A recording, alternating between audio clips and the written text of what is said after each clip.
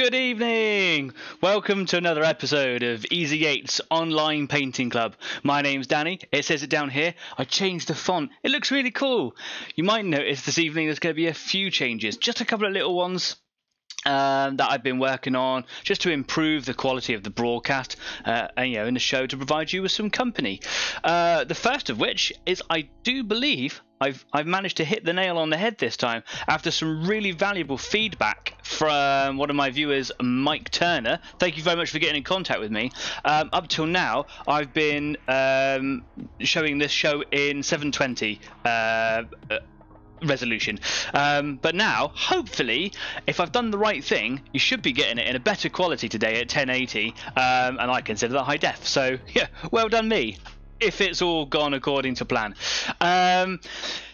With that in mind, I did do a couple of other things to try and make it look a little bit better and generally just feel a bit more like a show. But just before I was like, yep, okay, wrapped up, I pushed a button and I instantly deleted all of my audio settings. So I spent the entire day today, hours of it, trying to get that all back together again. So I think I've got my sound and everything all okay. You shouldn't be able to hear static in the air, the fans of the computer and clicking of the mouse and things like that. If there is a problem with the audio quality, hit me up in the live chat as always. Let me know and I'll see if I can adjust it on the fly. And if it's not something that I can sort out for this show, then I will certainly make sure that over the coming week that I look to improve that again. That was literally just the silliest thing. It wasn't even that I didn't know what I was doing. I just pushed the wrong button and it just deleted everything and there was no backup on it, nothing. Anyway, so we should have good audio quality this evening. We should have immaculate visuals. I've also learned the pinch point for the zoom and the focus of the webcam here. So when you're looking on the workbench, the long-awaited actually being able to see what I want to show you, you should be able to see it much better today. Again, any problems there, let me know in the live chat and I'll see what I can do. If you are new to this show, the idea of Easy 8 Online Painting Club is not necessarily to be a pro tutorial or any kind of tutorial really. It is merely here to provide you with some company while you get through the backlog of grey or unpainted armies and miniatures, etc. Because one of the things that we as miniature enthusiasts and hobbyists suffer from is a lack of motivation or drive, or and Easy 8 is here to provide you with a little bit of company and hopefully motivation so that you can get through your backlogs. We have been very, very successful. We've got some people joining us in the live chat already. Our regular viewers: Jeff Lacey, Dave Lester, Adrian Dean, all say evening or oi oi or evening everybody. Evening, nice to see you again. Thanks for coming along. It is half term. I didn't expect anyone to turn up because I didn't know if it was going to be really, really busy. Well, it's half term here in the UK. I don't know if it is anywhere else in the world, but you might be looking after your kids if their plans at home have changed. However, being half term, if you are spending some time with the kids, bring them along. This video or this series isn't necessarily designed specifically for kids, but it is made with families, etc. in mind. So it is absolutely safe and whatever. There's going to be no cussing or anything like that. And you can bring your kids along. If you haven't got kids and you fancy bringing a friend along, bring them along. I am normally joined by my friend Kyle, who was going to be with us today, but sadly last minute changes to his plans again unfortunately have meant that he's had to pull out. If you remember last week, he was only here for half the show because he actually had to go to hospital for an x-ray, and it was absolutely fine. He's okay. It was just a regular checkup for something ongoing for him, but today he has been into hospital and he was sedated. So he's spending the rest of today just recovering. So Kyle, the show's dedicated to you. Thanks for all of your ongoing support, because it's all off of his own back and out of his own time, out of his bedroom or living room or wherever it is in his house. If you're watching this later on today or maybe on playback later, I hope you're feeling better, mate, and I hope that the hospital trip went really, really well, and here's looking out for you. So that's to Kyle. So it's just going to be me this evening. So if you've got friends or family or whatever coming along for the show, get involved in the live chat. It's going to be a bit more sedate. I've used the word sedated twice now.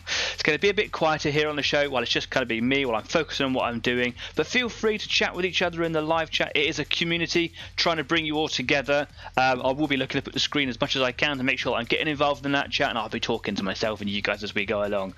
So, yeah, half term. I don't know what it's like in the rest of the world. I do know that we have a lot of viewers across the globe. We have one in Australia, and we have quite a few in the States. We go all the way back as far as California. We do have quite a few viewers in Texas, and though I haven't been keeping up on the current affairs at the moment in the world, and I do try to keep politics out of this show, but obviously if you have been watching the news, Texas has been blighted with some serious weather and power outages and all sorts of stuff going on over there.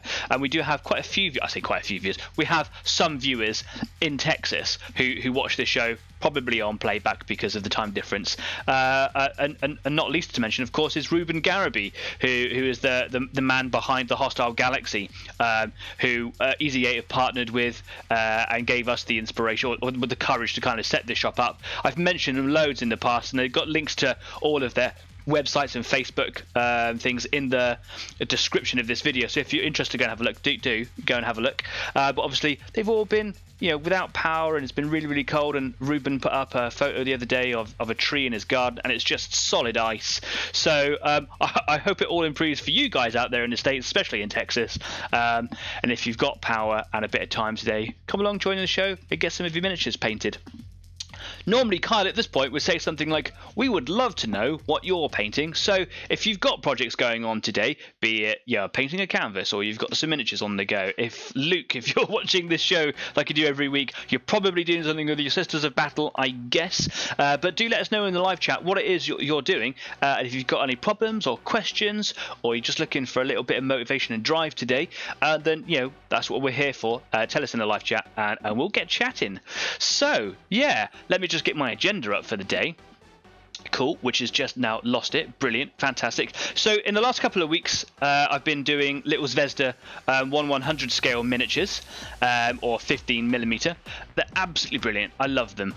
Because it's been half term, my partner is a teacher or teacher in training, so I spent the week with her because normally she works all the way during the days, and I come down here to paint. But we've been able to spend some time together this week, so I haven't got much done at all this week.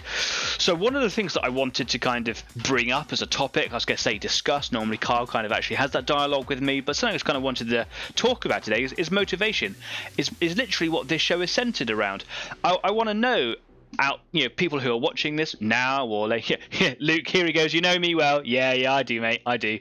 If you struggle with motivation to get your armies painted, and maybe that's why you've come along to this show, is how you deal with that and the problems that you encounter, and have you worked out a way to get past that? Have you identified what it is that slows you down or stops you from getting your miniatures painted? For me, I've been painting Warhammer models since 93, 94, and I've never really had a fully painted army, and the idea of this channel is to create that motivation, the inspiration, to actually have that. And I'm doing really, really well at it, but this week has been a bit of a lull, and I've started to feel, I've looked back and reflect a little bit at some of the stuff that I'm doing. I'm like, am I hitting that dip again where I'm starting to not actually be productive? So I wanted to bring it up as a topic, say, hey, I think I'm suffering from a little lack of motivation. Maybe the community here can help me out. I have done one really good thing though, and that is I've been working on this 135th Panther model for ages, it seems like now, and the reason it has taken me so long is that I'll show you on the workbench in a moment, but one of these wheels here has like a little interior cap, and I lost it, and without it, it was difficult to carry on. I was getting to the point where I was going to start undercoating it. I want to do all the wheels all separately, but I had to figure out a way to replace this little cap, which I completely lost. I think I hoovered it up actually, but eventually I was just like, well, I'm not actually getting it done. I'm frightened of not achieving it properly. I just need to step into the unknown and give it a go. And I did. It's fixed, and it's going for undercoating soon. And it's such a lovely model. I'll give you a proper closer look in a minute what I've done. So hopefully that will give me the drive to pursue more miniatures and painting. Adrian Deans put something in the comments saying, Deathwing has been completed, now working on my Raven Wing, specifically the Primaris Chaplain on a bike. Absolutely brilliant. For those of you who don't know what those two things are, the Deathwing and the Raven Wing are both two unit types from an army of Space Marines. One is heavy set veterans with heavy weapons, and the other one is super fast response on bikes or jet bikes and things, cool nerdy stuff like that. So yeah, looking forward to seeing those. If you want to share some photos of your stuff, please get us on the on the Facebook page, which I'll put up on the screen for you now. You can see we've also got an Instagram page up there where you can follow various pictures that I put up there. But if you want to share your stuff with the community, if you head on over to the Facebook page written just there, there's a community tab and you can just post away comments, questions, pictures, whatever it is you like, as long as it's relevant, obviously. So yeah, there you go. Cool. And of course, if you are new to this channel, or if you are not new and you just haven't done it yet, please do make sure that you subscribe. See, I told you there were going to be some change today. I'm well happy with myself. But yeah, please do make sure that you subscribe to this channel, because every little bit really goes a long way for making this channel and this community strive for, you know, its ultimate goal of bringing more people together so that we can get more miniatures painted. So yeah, one more time for you, just so please do make sure you subscribe. Yeah, I feel like a YouTube pro. I'm absolutely not. Anyway, we haven't got Kyle with us today, so let's just head on over to the workbench, where I've been putting a few hours in today just to kind of catch up with stuff that I haven't been doing. So yeah, as I was saying, this Panther model here, absolutely love it. It's absolutely brilliant. I've got everything zoomed in to the smaller model, so it's taken up the whole screen. But if I just take this piece off here, there we go, and just makes it a bit easier to handle. So all the wheels all come separately, and they're all supposed to go on these individual little axles here, which on the real thing are all torsion suspension springs. That's a whole subject matter in itself to talk about. But these little idler wheels at the back here, they're not motorized. They don't do anything. They just kind of guide the tracks in place. All the drive is done on the front ones, the sprockets with the teeth. But these ones here basically just kind of guide the track in through these rails. Now, on these particular models, they have a little black poly cap is what it's referred to in the instructions, and this wheel comes into several pieces, but basically this little cap on the inside here comes out and it allows you to see this little bit. It's basically a black plastic tube, and what that does is it sits inside the wheel itself, so it can free spin, but the black cap grips onto this axle here so that it can spin freely. Now, when I was kind of dry fitting it together, I pulled the wheel off and the little black cap disappeared somewhere across my living room, and a couple of days later I was hoovering and I heard something go up there. I'm like, no, dear. So what would happen if I put the wheel on? It would just kind of rattle around, fall off, whatever, just wouldn't line up, and I would have ruined a really, really nice model, which was a gift, and I didn't want to do that. So I was looking around for different pieces of plastic tubing, all sorts of things that I could do to kind of make it. And I put it off for weeks and weeks, and I was getting really disappointed with myself. So I reviewed what I had to do, and all I did was I got a little bit of Procreate, which is a type of modelling putty. It's really quite hard. If you're used to green stuff, this stuff is nowhere near as sticky, and is really quite hard, and it can hurt your fingers after a little while of manipulating it, and you really do need to manipulate it. But once you get it going, it can become quite supple, and I just pinched a small amount that I thought would be enough, pushed it into the recess where it's going to go, knowing that it would stick on the inside of the wheel, so it wouldn't give me that free spinning feature. And then I just kind of made sure that after a little bit of dry fitting, just kind of popped it on, and eventually I was able to kind of create that hub space inside. Glued it all together, and a little bit of sanding just to make sure that it fit properly and all snug and proper, and it works. And now it only goes on one side because I had to actually sand this little axle down here, but now it pushes on and all the way on there. Now it doesn't spin, which it's kind of spinning at the moment because that's actually turning on the axle, but that's going to be glued in place probably. But when I glued this one together, those two halves of the hub, and I pushed those on, a little bit of glue must have got inside the polycap, because this one doesn't spin either, but all the other wheels do. I don't think any of these road wheels actually need to be free spinning. They can be glued in place, but it would be handy to have the sprockets, the drive sprockets at the front here. When I'm putting the tracks on, I can actually draw the tracks across it and they'll just spin underneath. So yeah, I'm back on track. I've got a couple of utility racks to glue onto the side of it. I was going to leave them off thinking, oh, I'll put all the tools etc on after I've painted the hull, but actually the racks themselves were painted in the hull colour, so I'm going to put those on. That's a job for tomorrow morning, and then he's all good to go, to be to finally be primed and get some paint on it. And I'm really looking forward to it because this is my first 1/35th model, and it's beautiful, and I would like to do a bigger one, but in this scale, I probably would like to have a go at a Panzer IV or a Stug, because I really like those tanks. I think they're wonderful. But of course, maybe I should do the titular Easy 8 Sherman. That would be quite nice, wouldn't it? Which is what this show is named after. Not for any particular reason other than I just like the fact that it sounds like it's easy. So yeah. Before we go any further, I just wanted to bring up that because I've always over the last couple of weeks I've spoken about material for research and reference. I went to the garden centre just a couple of days ago with my partner, just for a day out. She wanted to get some stuff for the garden because the weather is starting to change, and I just went out for the walk, really, or the drive and then a walk around the centre. And I went through the little bookshop shelf area, and then I came across this. Yeah, that's right. It was under half price, and it is a beast of a book. One of our viewers, Darren, suggested this to me during the week. Sometimes I really can't get my words out. After one of our shows where we were doing the little miniatures, and he suggested that this book is a book that I get, and it is actually published by DK, but it is actually written, I believe, by the people who work at the Tank Museum in Bovington, not too far away from where I live. And I've been there recently, as I've said many times before. I saw this book, but I didn't pick it up because it was a bit expensive, and I bought some other things instead. But when this thing is under half price, yeah, it's full of really, really beautiful pictures and reference and information. I just can't get enough of it. Again, I've got the camera zoomed in so you can't really see it, but you get an idea of the full colour photos, etc. that's in there. And I haven't actually had a good chance to really leaf through it. But I had a quick look at all my favourite tanks, like the Panzer IV and things like that. So yeah, that's a little bit about my week, really. We've got some more comments going in from Adrian, back on track whilst talking about tracks. Puns are plenty. Yeah, I do love puns, but half the time I don't know I'm making them. But yeah, cool. Yeah, tracks are plenty. I'm back on track. Yeah, I love tanks. I think I don't know what it is. I've said it millions of times before. I just love them.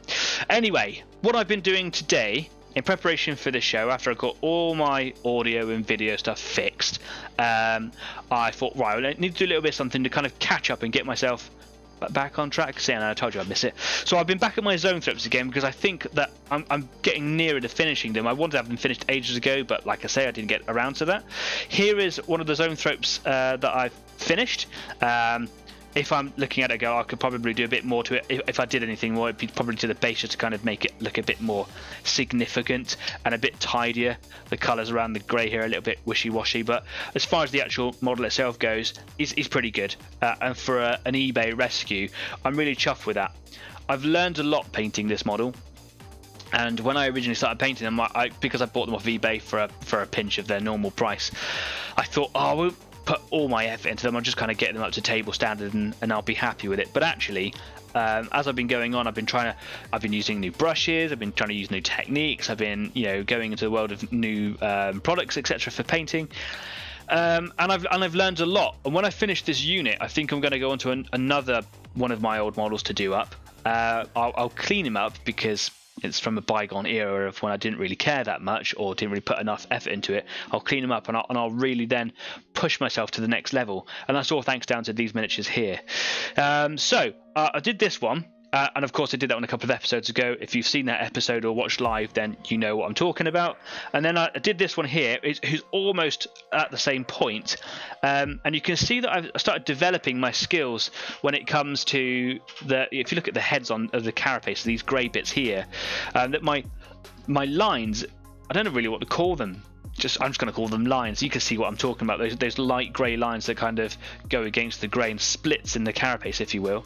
They're much neater. However, I think I prefer this one, and I had to sit and examine why I prefer those. And I think that these look a bit more uniform, and they don't look quite right up here, for example, on this kind of corner horn, if you like. And and all the lines are kind of the same sort of length, and they kind of appear in similar sorts of batches. And I tried something a bit different on the nose here, where I tried to make it look like it was kind of all coming down to a highlighted point, as where on this one it doesn't. And while the lines are neater on this one, I prefer the general aesthetic on this one. So when it comes to my third and final one, I'll try to do somewhere in between. However, because it's a bit more of a, it's not a character, but it's a bit more of a character model. He's got a bigger head, very reminiscent of the Alien Queen from the Alien saga, my favourite film. So there's a lot more space on there to kind of practice with, and you know, try to get some natural looking lines and things in there. Got this big spine on the top here, which I believe is supposed to be a neuro spine because it's kind of a neuro character. Whatever, I'm talking rubbish again now. And there you go. So but that's for later. This one here, I've almost finished all the carapace. What takes a really long time on these fellas is these kind of stacks on their back. They're supposed to be sort of like a spore cloud delivery chimney. I'm making words up again, but the idea is that as these kind of float around the battlefield, big clouds of toxic smoke or spores and, you know, microbacteria things kind of just get vented into the air. But to try and actually get these done, I did quite a good job on the other one actually, if you can see on here. The tricky bit is getting in, you know, in these areas here. I'm not really fussed about spending so much time in there because actually you don't really see in there an awful lot, especially on the lower pair. I've done this side on the outside here of this one. I've done the insides on both sides. I've just to finish them off got to do this one, which is what we're doing in a minute. It's got some claws on one side to be done, and he's got like a little tail spike down there, and that's all the carapace done. All these little white features in here, I don't really know what they are. And these little bits, which I suppose are the soft tissues where it would vent these gases out, they kind of need to be all pinked by using a simple little stain, but they need to be painted in bone white. So yeah, that's what I'm going to be doing today. If we look back over at what I wrote down for things I'm going to be doing this evening, I put on there neatening up some of my other models. I've been playing some games of 40k recently, nothing this week, but while I have been playing them previously, I noticed that a lot of my smaller miniatures, like my termagants, which are my little horde shooting creatures, their bases aren't finished, but they look quite messy. So I was just going to go over them, pick them all up, and just kind of black the bases up a little bit like this, just so they kind of look tidier. And I'm just going to go through all the models that I'm using that look like they could do with a bit of a touch up, and just kind of do a quick evaluation and go, okay, 2 hours, 40 models, or whatever it is, what am I going to do, and make sure that I do a pretty good job within an allotted time, so that at least they look neater. Because some of them, my Hormagaunts, which are my close combat critters, that they are pretty much done, but my termagants, they got a few things to do on them to kind of bring them up to the level of the rest of them. But they are a far cry from the quality of these ones here, because I was learning. Yeah, I've also, this is the model that I wasn't going to show today, but I feel like I want to, because it goes into the whole motivation thing again. This is the model that I'm going to be doing next. I have decided this is an old Carnifex model. I'm really ashamed of this model because I have 3 Carnifexes that were given to me as gifts by my sister, various other family, many years ago, shortly after this model was released. And the other 2 are still on their sprues in their boxes. Some were away in a cupboard, and I'm going to get them out this year. They're going to be done, and I'm going to magnetize the other 2. This one unfortunately has his limbs glued in place.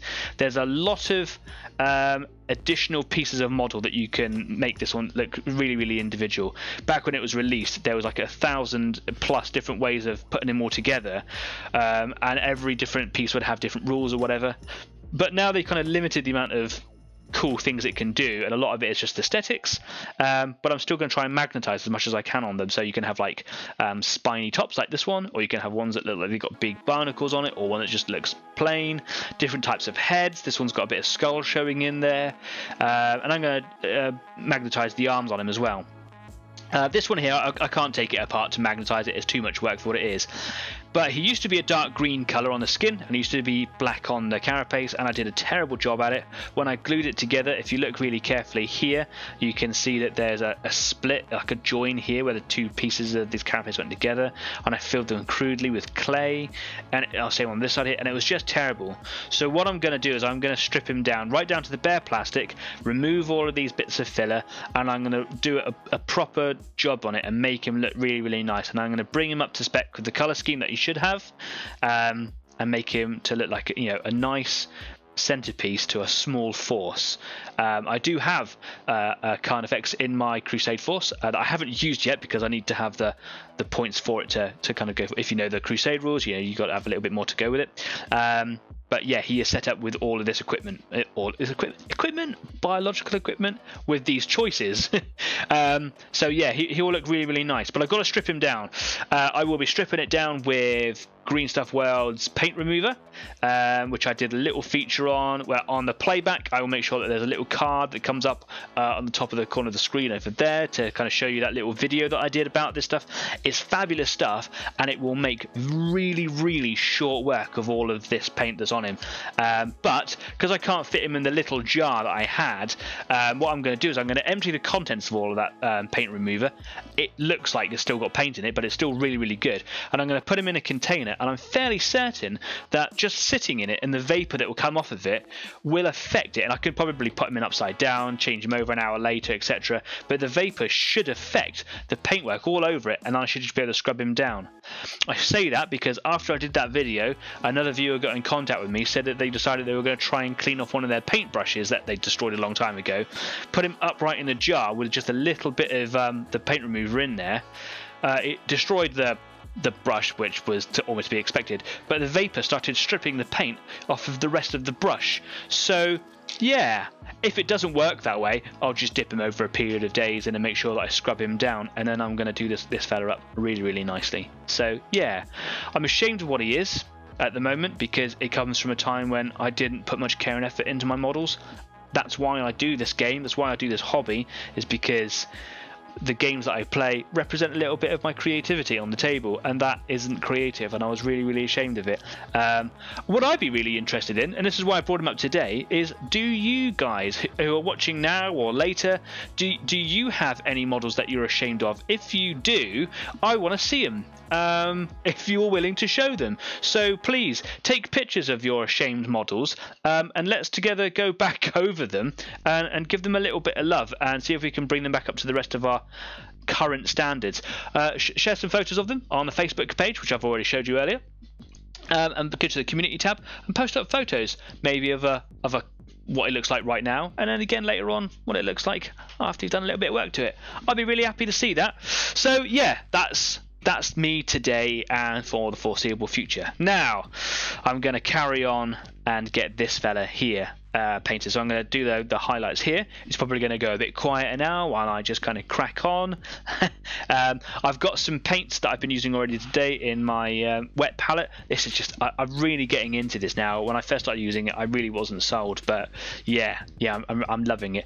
I'm using a small sable brush. I know that I said that we should probably be using a larger belly brush for smaller details, but actually just because I'm trying to get into all these nooks and crannies, actually this really fine brush is really handy, because I found that the bigger one was kind of just spoiling other areas that I've already done or had yet to get to.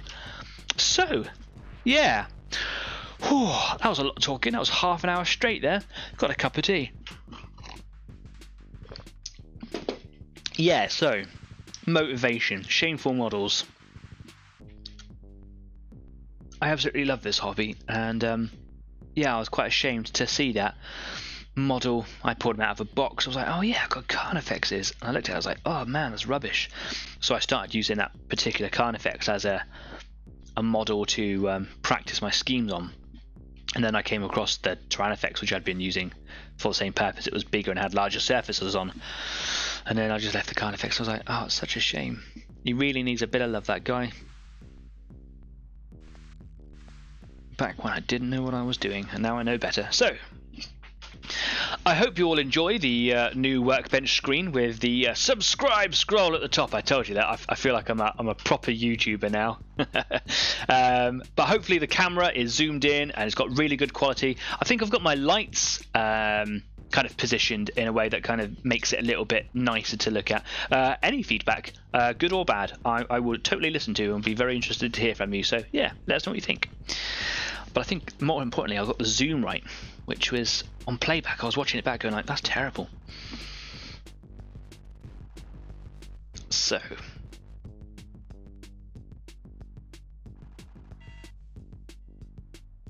first little line. just up the side of the ridge here, just to kind of give it a bit of definition. You can see why it takes me so long to get these done. Just got to find the right consistency of paint and it'll start flowing a bit better. Just before the show I stopped for some dinner and I was really moving really quite fast, but obviously I've stopped since then.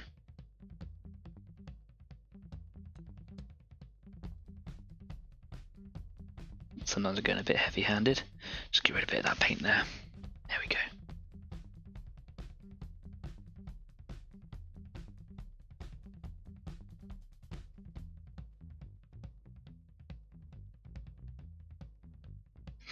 I think I'm going to come back to that. Might go over that again in a second.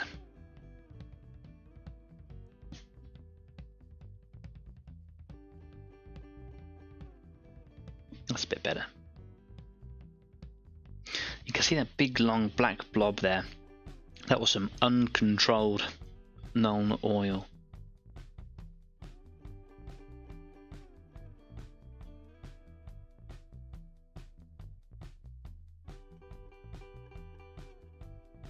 Really struggled with that Nuln oil. But if you've watched recent episodes, you'll find that I've got a bit of a solution in the works for that.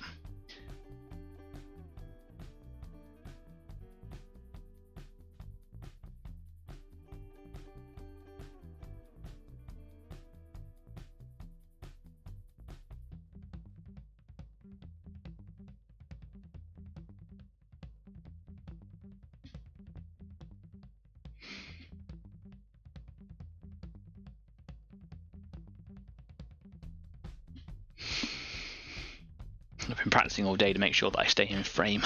If I do wander, you'll have to let me know. But then I need to look up to find out what you've written, and by that point I already found it anyway. But yeah, I'm getting better.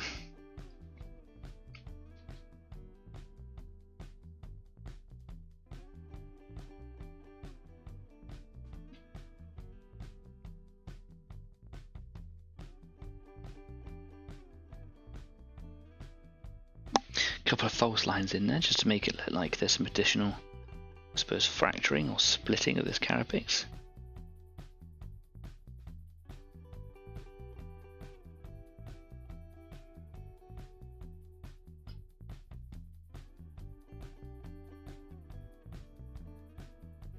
It's important to keep the lengths different, random.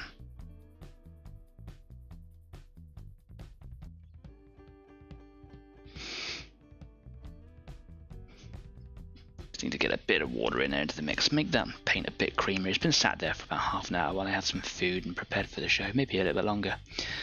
And though the wet palette is really good at keeping the paint moist, it does slowly start to dry out, so it's important just to make sure that the texture of your paint is creamy and smooth and flows from the brush.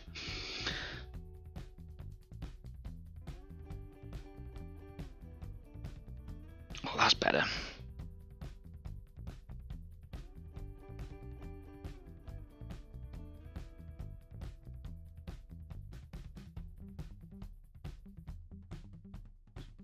Sharp, look at that, that's good. So that's going around the edges of a sculpted split. So I try to follow the point on from there and make it look a little bit longer. That one looks like it might even join on to this feature over here, which would be quite nice if I can get that looking good. But stay on target. Try not to deviate, because otherwise you tend to go, oh yeah, I'm going to go over here, I'll paint this bit, and then you forget this bit over here, and then the whole model takes so much longer. So it's really important to just kind of make sure you got a bit of a plan, just a small one. I'll do this little bit, I'll do this little bit, stay on target until it's done, and then the whole model just comes together much quicker. Oh, got a little cat hair in that paint there. The cat was in here earlier on. Yeah, still there. Alright, sort that out.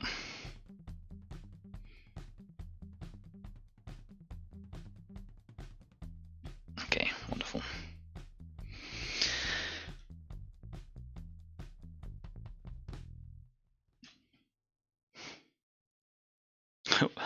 Nearly ruined everything.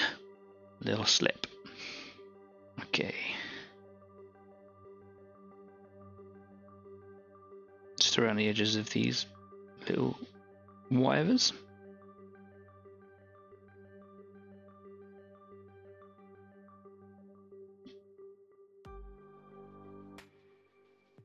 And the paint's been sat on my brush too long. It needs to be freshly cleaned. So, I've got some more comments going in. Adrian says, this show has given me motivation. It's a bit of a source of pride to be able to say that I finished this or that model in the comments each week. Yeah, I'm really happy about that. And of course, that's more than anything. That's what this show is about. I'd be so happy to know in 12 months' time that all these viewers, no matter if it's 6 or 606, it doesn't really matter to me how many people are. But if by the end of it they can say that the show has given them that kind of drive, that motivation, and they go, here's the products of that motivation. That's brilliant. So thanks for that, man. That's really kind to say, and you keep going. Good effort. And Jeff, my dad, says, if you're creative, are you ever going to be truly happy with the end result? I know I will always wish I had done something another way or another colour, taken more time, etc. Yeah, absolutely. I suppose, like Kyle said it a couple of weeks ago, as artists, and we are artists, you don't have to be, selling something or displaying something in the tape for you to be an artist. We are our own worst critics, our own harshest critics. But I suppose that's what keeps you striving for perfection, he says loosely. It's the thing that keeps you improving and seeking new techniques and new ways of doing things. But yes, I can always look back at my models and go, oh yeah, I've struggled with that. And of course, one of the things that you actually wanted me to talk about on the show was about going back and doing, I suppose, tarting up old models, ones that you've done maybe recently, like within the last 6 months, but in the 6 months between now and then, maybe you've developed even more. Do you then go back and do that again? I mean, it depends, I suppose, how far you've come and, and what the quality is, and have you learned something new? Is it really that different to go back and do it? Yeah, I'm looking at some of my Hormagaunts, my little combat critters, and I'm thinking I could probably do these again. But yeah, you're right. It is. Are you truly ever happy? No, but yes, at the same time, knowing when you're done is really important.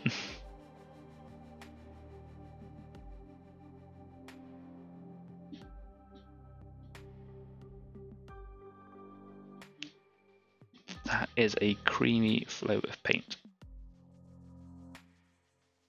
The only problem with using the small brush over the bigger one is that it doesn't hold as much paint by a long way.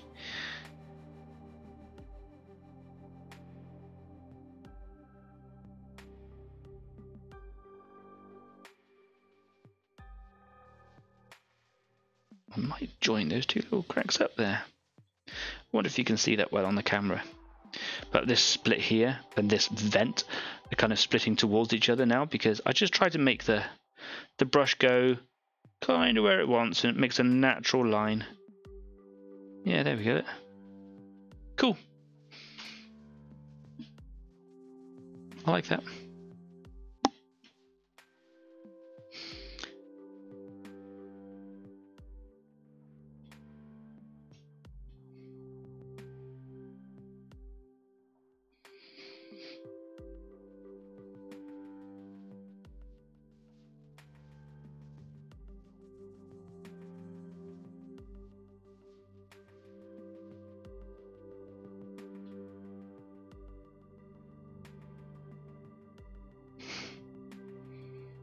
Got the lights so close.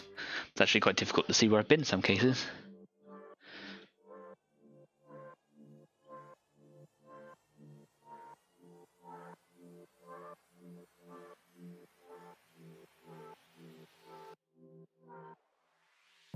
And these little features here are actually so close together, it might actually be worth just doing, like, between this little vent and this little vent here, it might just be worth doing one highlight line rather than one for each edge, because they're so close, there's too much going on.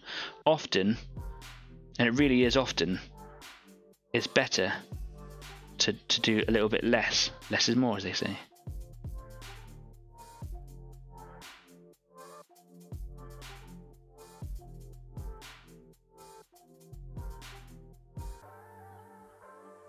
I make a lot of it up as I go along.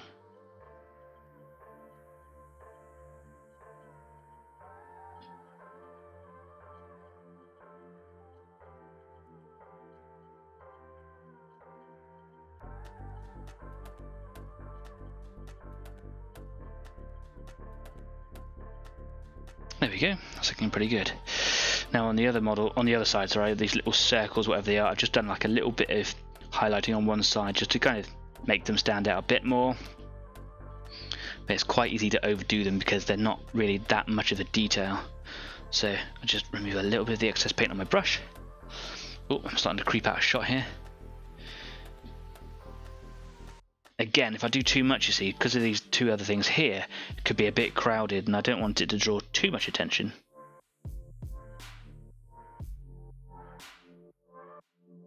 That is perfect there.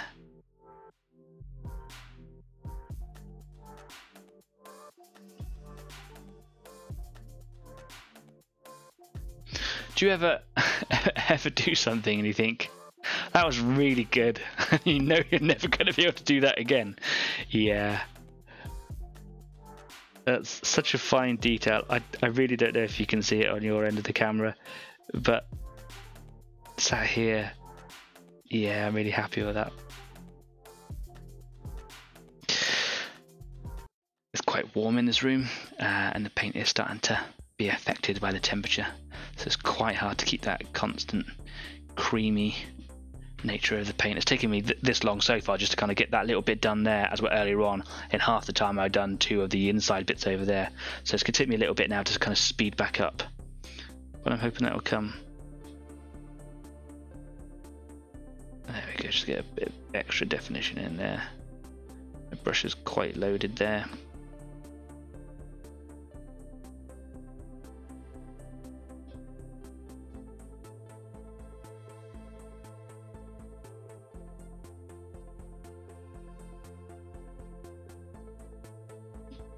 Wonderful.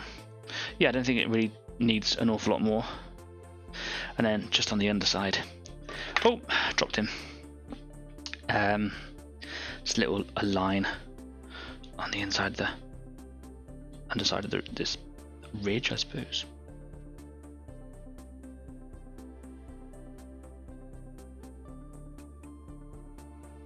With all the other ones, I've just brought it up around there.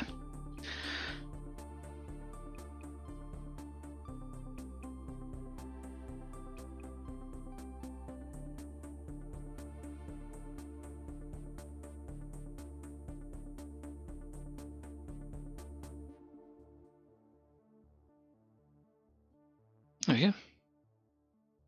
Lovely. One more to do. Clean your brush out. What time are we at? 1:45. Oh, okay, we've got about 15 minutes thereabouts before we go for a quick break.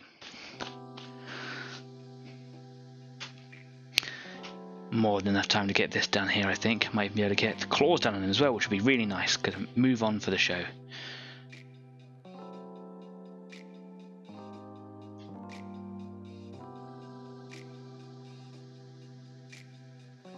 Okay.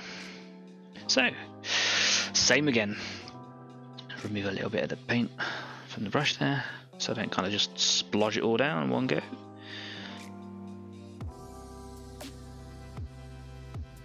It's actually quite hard to try and do these little defining ridges, because the model looks like it's got somewhat of a pronounced edge, like a corner if you like, but it's not really there, so it's quite hard to pick out. Normally with a bit of edge highlighting you just kind of use the edge of your brush against it and then pick it out, but you can't really do that on these little bits. But it needs something, I have found.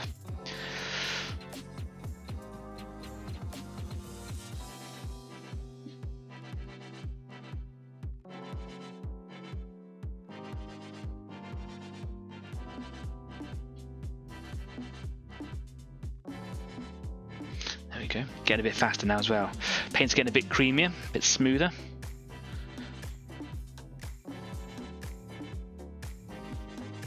This is a Citadel colour that I'm using here as well. It's not one of my standard Vallejo ones, which I always like to go to.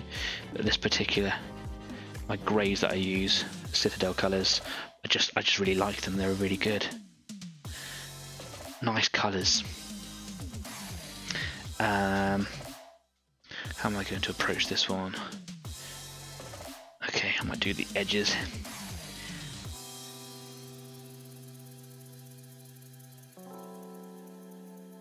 Details getting quite small now, so trying to not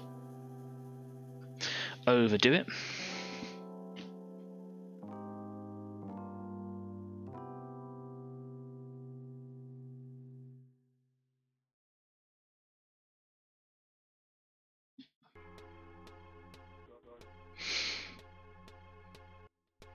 And now I'll do that little line underneath. I'm doing it in a different order this time, just going wherever it feels comfortable.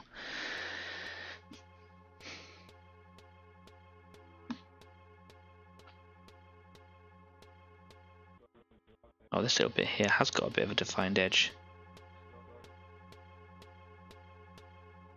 See how much easier that was?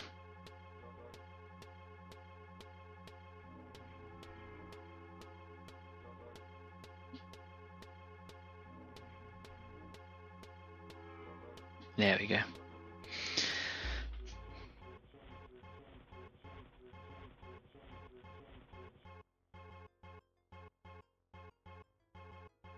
Nice. Nice little line there. Wonderful. So one of the things that I have discovered that it's not good to do is to kind of lay him down on the counter and do this. For some reason, holding the model for me seems to be much more desirable. The rest of the model has actually had a thin coat of satin varnish, so I'm quite happy to hold it and have it in my hands rather than actually sitting there removing paint from my sweat. But obviously I'm trying to be careful of the other bits that I've done today and trying to not touch those too much or at all really. So if you're sitting there going, oh, you're handling an awful lot, yeah, don't worry. I've taken measures against that.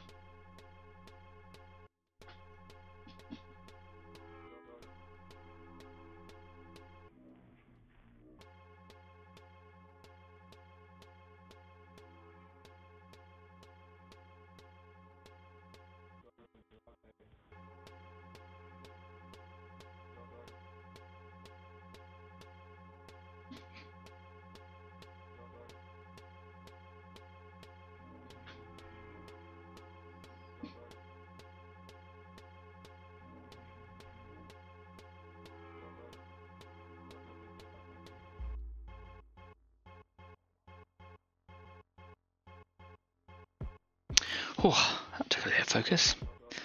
Keep an eye on the comment section. It's all very quiet there. I assume that maybe it's a quieter evening for you guys, or you're just kind of cracking on with your work. But yeah, I said it's going to be a quieter evening today.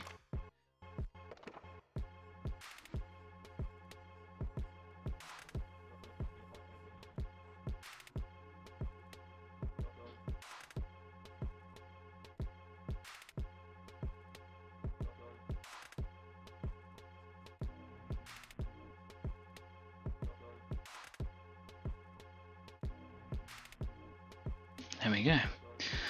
Just a couple of little features left on there.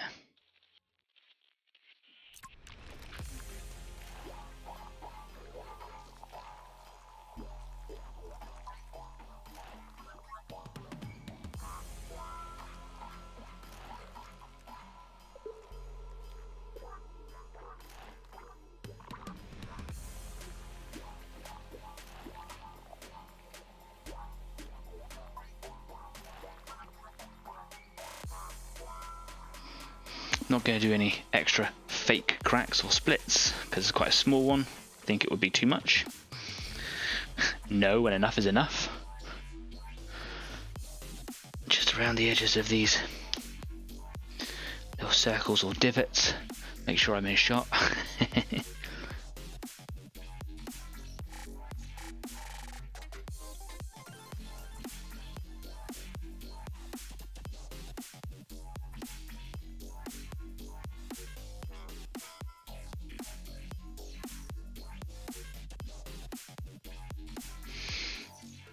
There, wonderful. And that's his little toxic cloud or miasma stacks or whatever they used to be referred to. Done. Well, with the highlighting anyway. What I do have to do now is and I'll probably do it during the break, is I'll just get a little bit of bone white colour in there, just like an off-white colour, and on the kind of tissuey bits here, and hopefully in the time that the intermission happens, that will dry up, and then I can go over a little wash or a little stain, and it will really turn it into this kind of brain colour here. And it might take a couple of coats of that wash, apply it quite cautiously, and it gives a really nice effect, as you can see here, compared to that kind of stark white colour. And it's just a nice little gentle contrast. What I would like to do with the brain, which is done exactly the same way, is that they do have the kind of little random veins in there, and I would like to just kind of pick those out so they don't stand out too much, but I don't know what colour to do it. Should I do it in like a really pale sort of pink colour? Should I do it in quite a standout kind of pink, like the tentacle pink? Or should I do it in an almost violet colour, like, and kind of make them kind of stand out as a bit of arterial blood kind of going through there? I don't know. Any suggestions or opinions, put them in the live chat, and I'll have a little explore and see what we can do. Cool. So moving on to the claws, just before I break. We've got more comments going in. Yeah, comments. Back when I was a figure painter, it was nice to pick up some models and think, I'm going to enjoy this one. Others would be a struggle to get a look I would be happy with. Yeah. Like Kyle says, he's got a couple of models for no reason other than he just likes them, a couple of airplanes or cars even. And I've been toying with the idea myself to get a model and just kind of do something very different and go, I'm going to explore this technique, or I'm just going to get this colour out of my system, or whatever it is you do. And it is worth it sometimes. Yeah. And just have a yeah, and hopefully with this Carnifex model, hopefully he'll be a nice little centerpiece. Especially once I've kind of cleaned them up and filled in mold gaps and things like that. It'll be really cool. So I'll take us to our intermission waiting screen, because it's kind of cool. I got a new thing on there. Yeah, I'm so cool. Just while I get these claws down here. Oh, it's only just the little ones. I've kind of done them a bit already. Probably just as I was going into carapace, they were nearby, so I've probably wiped the brush against them. But they do need a little bit more. And then there's that tail spike. The tail spike, actually, for a bit of an odd feature, just kind of sat down the bottom. It's quite difficult to do. It's a weird shape, and it's got some like weird patterns on it, and it just doesn't flow as easy as I'd like it to.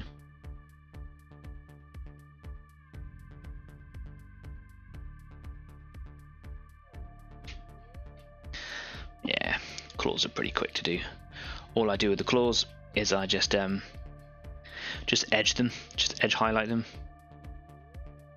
and I just make the points, sort of the tips of the claws, just a bit heavier with that highlighting, so that kind of comes down to a highlighted point.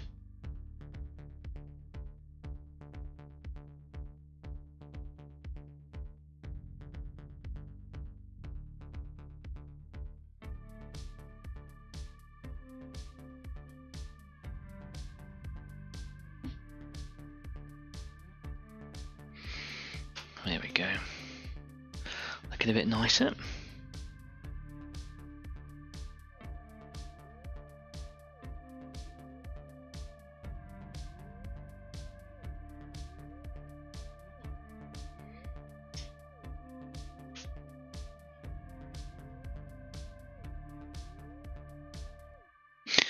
Cool. Well, I'm getting on quite fast now, which is good, and picking the speed back up again. We're going to have a 10-minute break here, just a good opportunity for you to go and change your paint water. You should go and change your paint water, or if you need to go grab yourself a fresh drink, or just go stretch your legs for a little bit. I've got a little bit of jazz set for you to listen to, and we'll be back in about 10 minutes. See you then.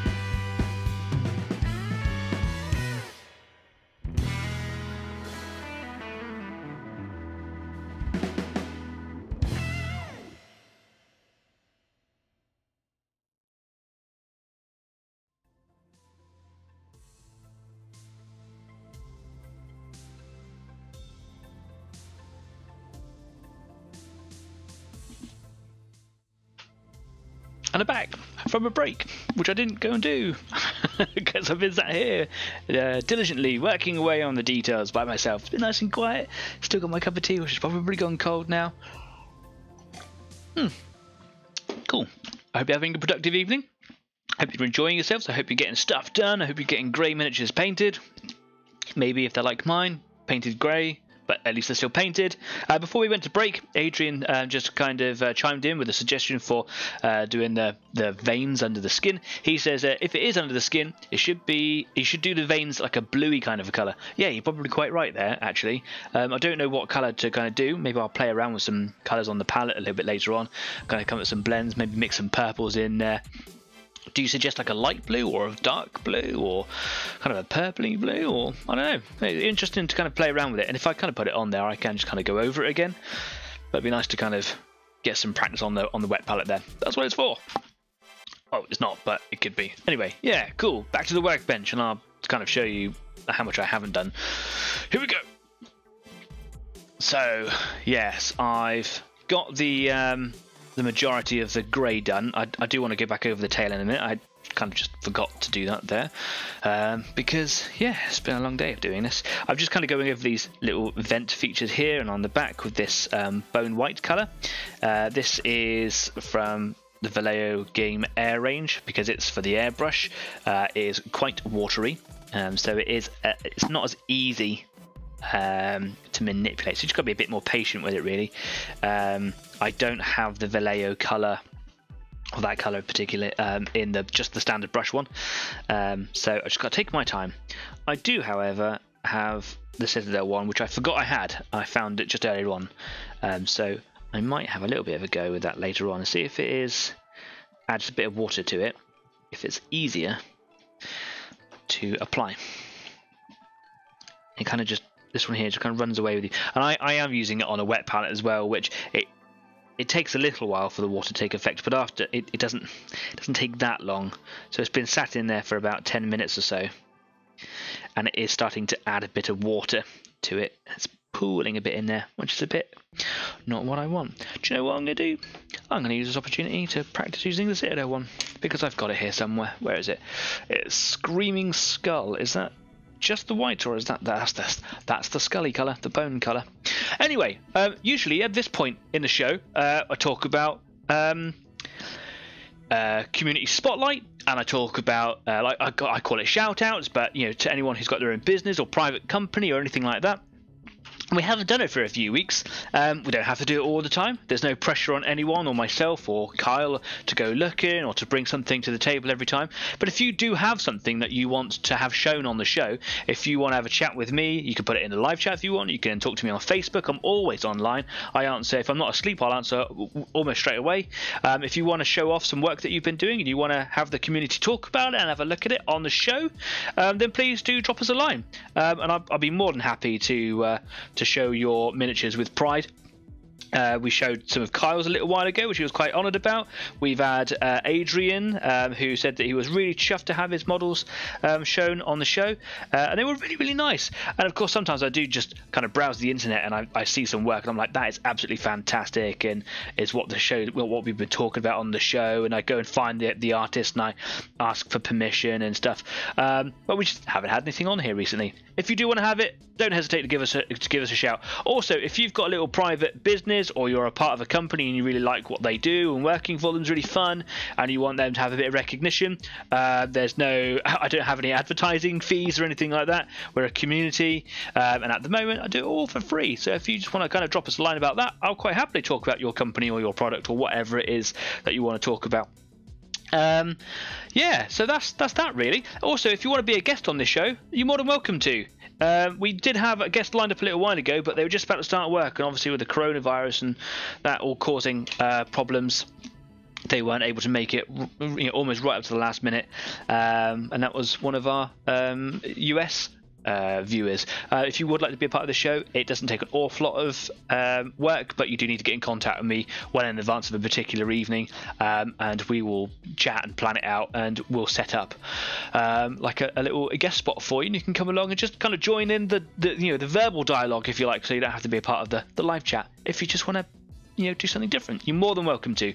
But in any of those cases, just get in contact with us either here in the live chat or the comments of this video or on Facebook. Yeah, cool. And as the scroll at the top of the screen suggests, don't forget to subscribe. More comments going in by Adrian Dean. If you want a colour reference for veins, pop the veins. I do hope you mean just kind of grab my arm, not like pop my veins. Okay, pop the veins in your arm and see what colour they are. If I remember correctly, they should be a purpley blue. Yeah, maybe I'll kind of have a go at that, and I'll like paint on my arm and go, oh, that colour kind of matches it a little bit. Yeah, maybe I will. Sweet. Anyway, I've got the Citadel Screaming Skull colour here on my palette, and you can see already this is the one that I was using. This one here would just run away, is watery. This one here is the Citadel colour. Much creamy, much smoother. It needs a bit of water added to it because it's a little bit on the stiff side at the moment. That's much better. There we go. Excuse me, I've got hiccups. After mixing your paints with water or whatever, always make sure you give the time to clean your brush out, start again, boop, boop, boop. And hopefully be able to get a bit more control out of that. It's a really nice colour, that, actually. I know in previous videos I've said that I try to move away from Citadel as a range of paints, but it's not that I don't like them. I just like to explore the range that's out there from all the other companies, and I do have my favourites, but it's not from brand to brand. It's from colour to colour or product to product. I really like the AK interactive washes, or shades as Citadel call them, but I really like some of the colours from Citadel. So yeah, about finding what manufacturer of what colour or product you like at the time. And with so many manufacturers out there, it takes a long time to kind of work your way through the list.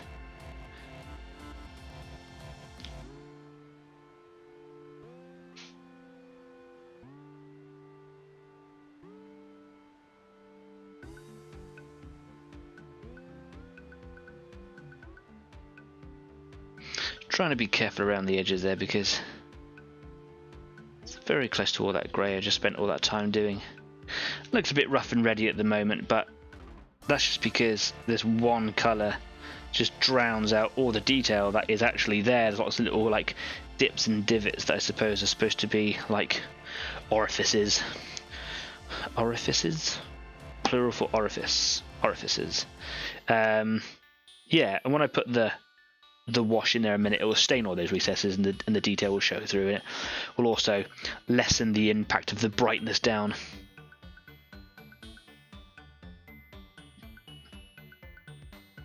Yeah, well done, Citadel. This is a good paint. I like this one. Actually made it a bit too watery there. The water's coming through from the wet palette. Take that back a bit. There we go.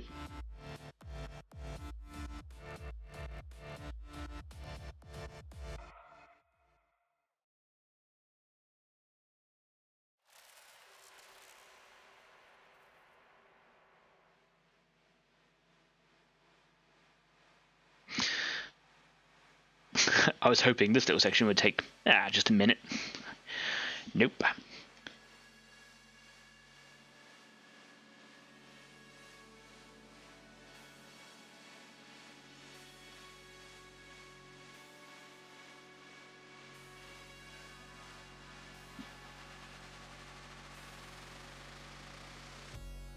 But that's not because Vallejo is a substandard in that colour.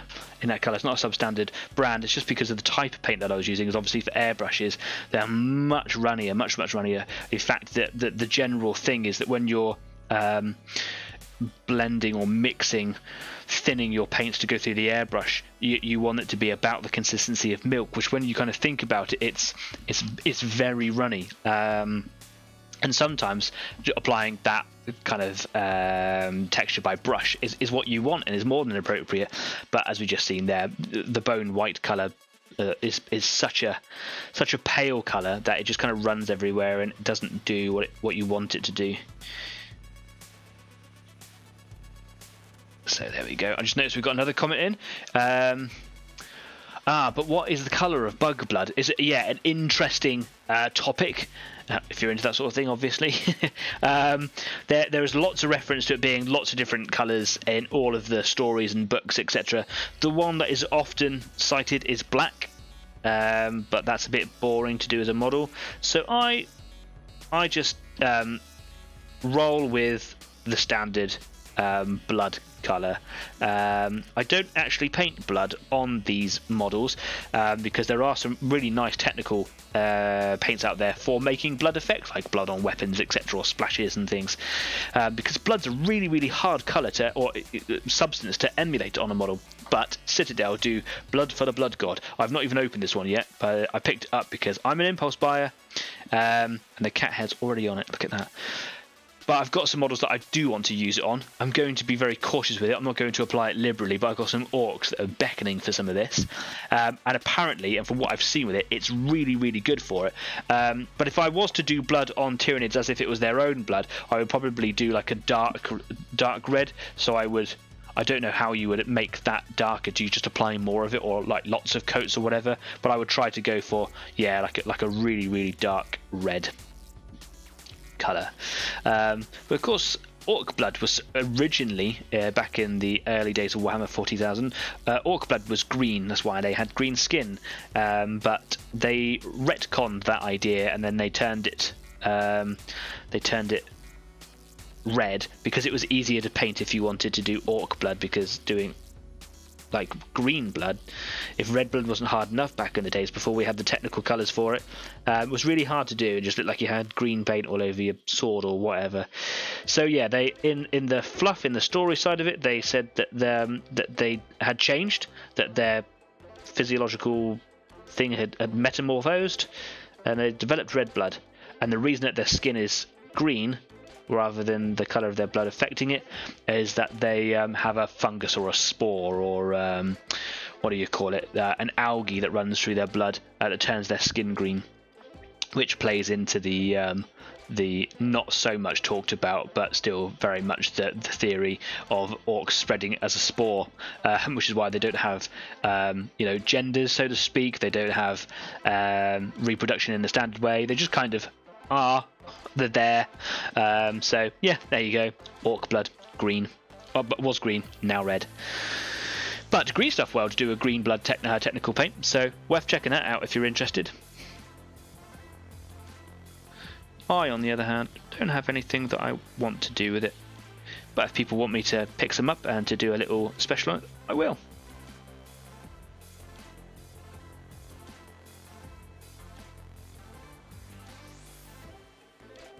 Really struggling to get this paint in where it needs to be.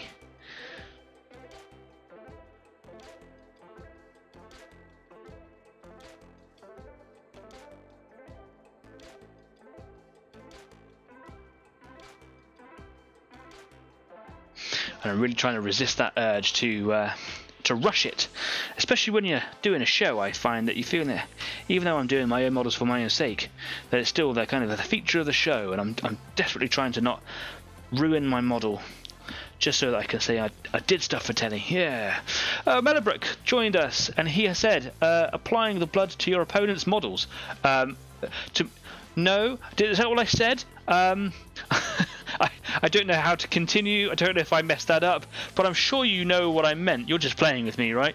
Michael Turner, huzzah! Finally been able to watch an episode live. Welcome to the show! Yeah, if Kai was here, he'd be doing the same. We'd make a bit of a dance about it, but it's nice that you could join us live, Mike. Actually, I mentioned you earlier on in the show, talking about feedback for the quality of the camera. It was this gentleman, Mike Turner, who suggested that I look into improving the quality of the video, and I hope that my zoom and my focus all dials in nicely with, and I'm hoping it's working, but 1080p to give you much better quality on the workbench there, because I know in the past it has been awful, but that's all I had, or I thought I had anyway. So yeah, welcome to the show, welcome live, the community grows, and I am happy for it, so thanks for coming along, man. And if you've missed anything up till now, you can obviously go back later and watch the playback.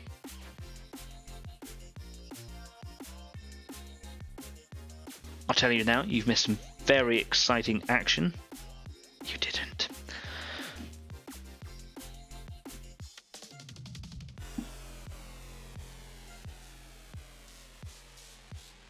I think I ruined a little bit of my grey work there, but it's on the inside. You'll barely see it.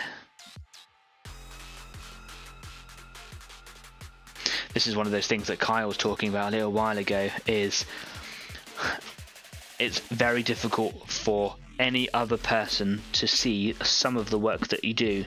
Maybe it's the interior of a vehicle or a cockpit or something like that, or a particular component that you could only see if you turned it upside down and looked really hard with a magnifying glass. But sometimes it's really hard to ignore those areas because you, as the artist, know it's there. So yeah, when do you stop? Where do you draw that line? I know that some of the work that I'm doing in here will actually be hidden by the wash that I'm about to put over it. So yeah, some more comments going in. Oh, it's getting a bit more chattier now, look at that. Mellabrook says, just the best place for it, right? Yeah, absolutely. If I'm going to put some blood on people, I'm not going to put it on mine, unless it's my opponent's blood on my models. But on my opponent's models, it needs to be my opponent's blood. Let's drop that one there. Cool. So Mike Turner says, first ever shout out, I'm famous. Yeah, man, why not? Look, I've got a telly show. Come along, I'll tell the world all about you. Got a telly show, I've got to stop saying that. What are you, 6? Yeah.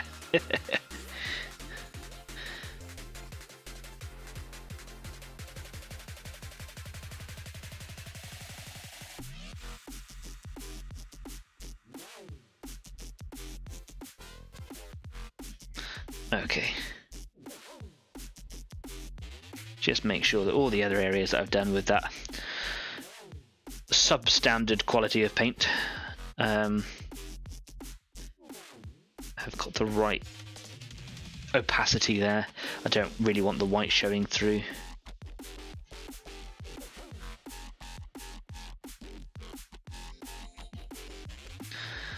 Lovely.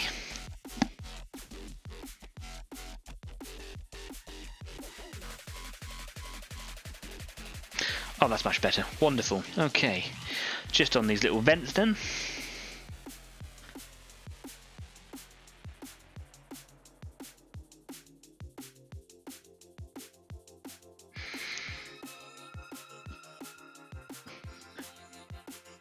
The good thing about this is it is drying pretty quickly, so I'm fairly confident I can just kind of wash my brush out, and I should just be able to come straight back to it with the shade, the wash colour. Being a runny paint, a watery paint, could affect this colour if I didn't let it dry properly, but yes, it is done. Wonderful. Let me clean my brush out. There we are. So more comments going in. Mike Turner says, between wrestling with my Sky Broadband and trying to decide what style to paint dragon wings today has been emotional. Yeah, I know this is your first time coming onto the live show, but you have been quite a commenter on our Facebook page, so thanks very much for that. You've obviously been putting up some pictures of those really classic fantasy models. You've got a dragon. You've got, is it a manticore on there? It's stunning old models, and the paint work that you've done on them, it's absolutely brilliant for someone who's getting back into it, especially. So well done on that, bravo, sir. And obviously you've gone away from traditional colours and you've gone with some not outrageous, but a little bit different, going into like kind of blues and reds and blending them on the wings. Looks really good. And you obviously have had some comments from myself and other people on there, so keep it up and show us what you're doing. I think it's time to ditch that tea because that is cold. So I've got one of my favourite washes or shades here from Citadel, the Carabao Crimson, beautiful colour, which affects this kind of bone white colour to turn it into this brain matter colour here. This is a lesson that I learned from what's he called, Duncan. I can't remember his surname now. Why has that evaded me? Anyway, Duncan, who used to work for Games Workshop, did all the videos on how to paint all the box art, etc. This was one of the techniques that he did on one of the Tyranid models just before he finished working for Games Workshop. He now has his own, Duncan Rhodes, it came to me there. He now has his own channel called Duncan Rhodes Academy, and he doesn't just do Games Workshop stuff, he does whatever he wants now, because he's a bit of a known figure in the world of figure painting. Yeah, I did another pun, Adrian, and I got it this time. If you don't know Duncan Rhodes or haven't seen his videos before or seen his new academy, you should definitely go and check it out. It's really, really good.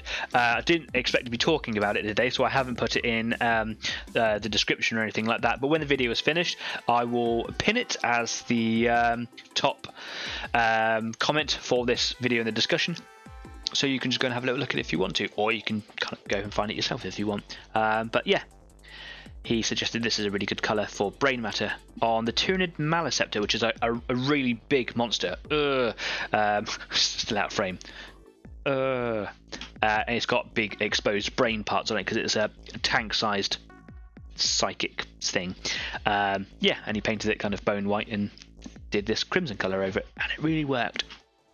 So use it straight from the bottle. I do, because I'm a cavalier like that.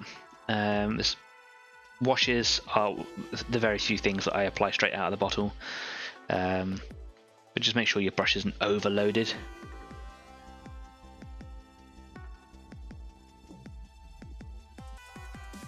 By painting it directly into the kind of outside edge, I can make sure that any area that I've kind of fouled a little bit by missing with the previous colours, the whites or the bone whites or whatever, kind of covers it over. There we go. And then just make sure I kind of fill in the gaps, and jobs are good. Now, where the crimson has run into, it's quite crimson-y colour. I don't know if it shows very well on the camera. Try and hold my hand still. I know I get shaky hands. But where the white is prominent on the top parts, if you like, it kind of shows through a bit too much. So later on I might come back and apply another coat in exactly the same way, and it just kind of enhances the colour, just deepens it. And that's what I did on these brain colours, which is why they're quite a bit pinkier than that bit there. But maybe I will leave it a bit. I don't know.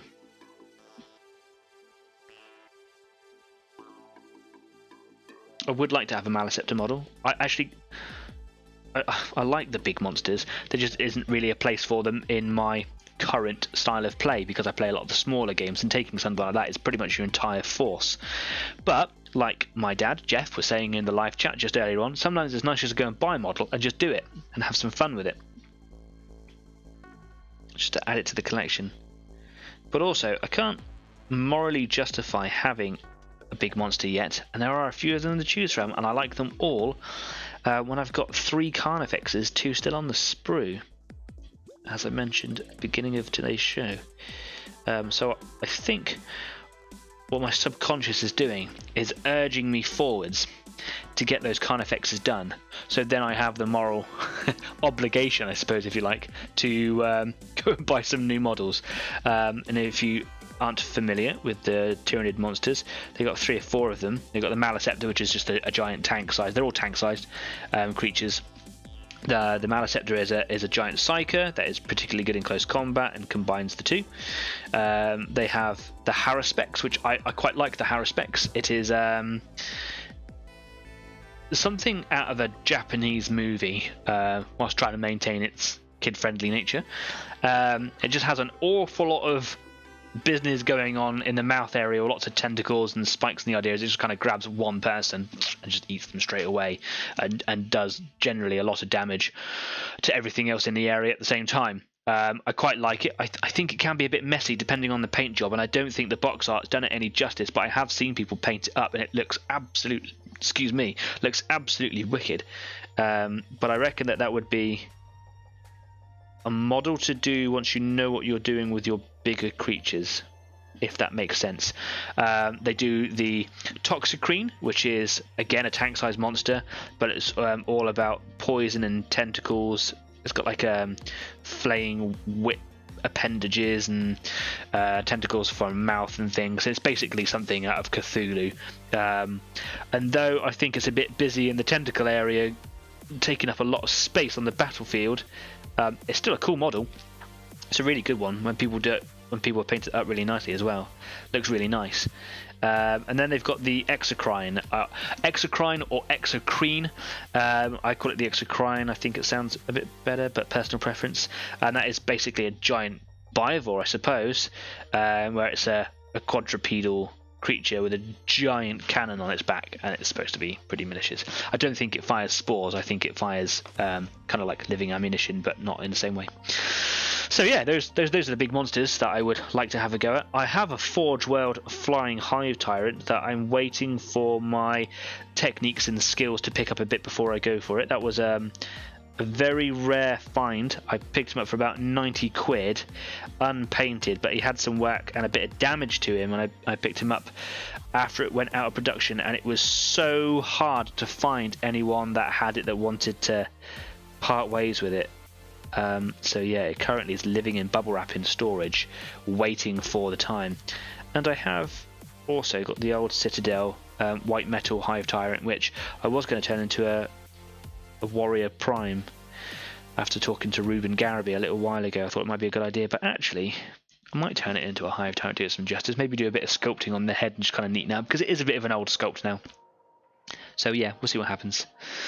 Perhaps I'll get Kyle on in a couple of weeks and we'll talk about it, see what we can do with it. But it's the Carnifex that's next, I think.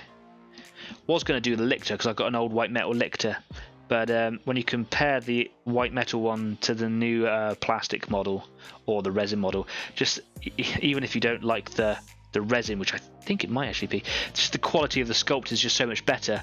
And the idea with Lictors is to have a couple of them, that they're much better in pairs or threes.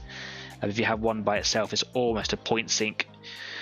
It just doesn't do an awful lot, but by doubling them up, yeah, I don't want him to look out of place beside a plastic model. So I've got a metal Lictor that I might sell if anyone's interested. Some more comments going in. Michael Turner says that his old models are about 15 years old. Yeah, some of my stuff here is pretty much close to that age as well. It was nice to kind of get it back out and, again, give it the love that it deserves, right? Melabrick says, just make a giant monster by replacing the current Fex's arms with other two kind of Fexes, each wielding Gene Stealers. Yeah, I think you've been at the sherry, mate. But maybe that's not a bad idea. At the beginning of the show, if you weren't on at the time, I did say that with the kind of Fexes in the box, I'm going to magnetize all their components. Maybe I can magnetize them together.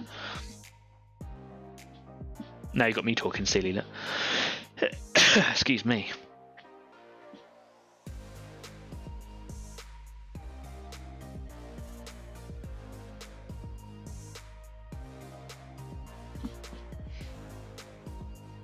It's all coming together now.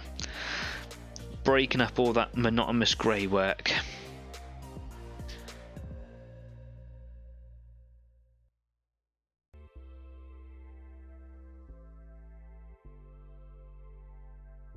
It's nice when you spend a bit of time doing a model and you're kind of doing the same bit over and over again, or the same kind of paint scheme.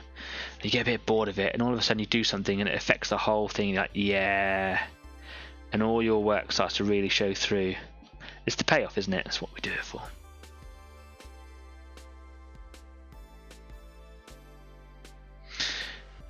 And if anything, this hobby teaches is patience. Don't just rush it. Spend a bit of time.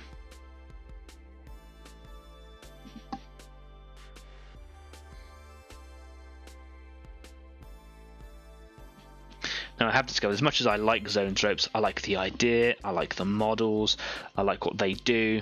They're not actually the best unit to have in smaller games that I played and my opponent recently. We played a 25 power game. I took Zoanthropes, and there's the 3 of them, and you can only take a minimum of 3. They cost 7 of your 25 points. Well, that's a lot of points, and they do a lot of damage, and they're really hard to kill. But generally, if you just ignore them and focus on other things, they struggle to keep up. So they're better in slightly larger to larger games. So in the smaller ones, I'm doing all this work for games I'm probably not going to have them in for a while. But it's nice to have them done, right? Anyway, there we go. I actually quite like that paler look on them. I think I'm going to leave that. That's nice. I might, if it dries a little bit, where it's kind of dried in these little recesses, it might pale off a little bit. So I might come back and just kind of add a bit more to those recesses, those holes, if you like. Yeah, lovely, wonderful. So now I just kind of got to do that tail, but I just need to have a drink of water because my mouth is going really, really dry. What time are we at? 25 to. Let us know how you're getting on with your models. Let us know, what it is that you have been doing and your achievements so far. Are you smashing goals? Are you struggling with motivation? Have you been doing anything at all?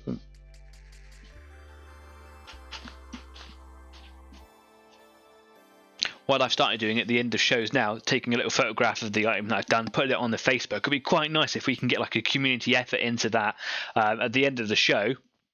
When it's all said and done, and I've wrapped up here, just quickly take a photo of what you do, and then we all just kind of cluster in one big thing, and then we just kind of like just flood the Facebook feed with pictures of what we've done, and it just kind of feeds into that, you know, community feel on the Facebook page as well. That'd be really cool, but only if you want to. Don't have to. Don't feel any pressure. It's just kind of cool. You may not even have a device which you can take a decent photo with. Right, so I want to go back and just quickly have a go at that tail spike down here. I'll show you what I mean here. It's a bit of a weird thing. It's almost like an afterthought on the sculpt, and I understand that I can sculpt anything like this in my life, so I'm definitely not digging at the sculptor by saying it, but it's just a little bit at the bottom. And so the tail scoops around, and it is obviously supposed to be floating, but it rests on the base here because it's not, you know, breaking the laws of physics, and it just goes into a little spike, and there's no real detail to it. It's got a couple of these little circly bits in there which they're really hard to kind of pick out and make them look really cool, and obviously it has some edges. So what I've done on the previous one is I've just edge highlighted it. I didn't do a very good job of it, as you can see here, but because I like to make the point of the tail look a bit lighter, I'd already by that point covered over some of these little circles, so I didn't really feel like it was kind of worth highlighting those circles, because, you know, less is more. It's not really part of the model that we're going to look at. I didn't do a really good job of it, so I promised myself I'd do a little bit better on the next one. Always seek to improve your work, right? So I've got some last little bits of the grey left over there. This wet palette is absolutely amazing. I highly recommend to anyone who's considering having a go, get yourself one. You don't have to spend a lot of money on them. I know that some of them are probably quite make you feel a little bit shy in the wallet. There are some by a company called Redgrass. I've got some of their clippers. They're amazing products. They are stellar quality. They really are.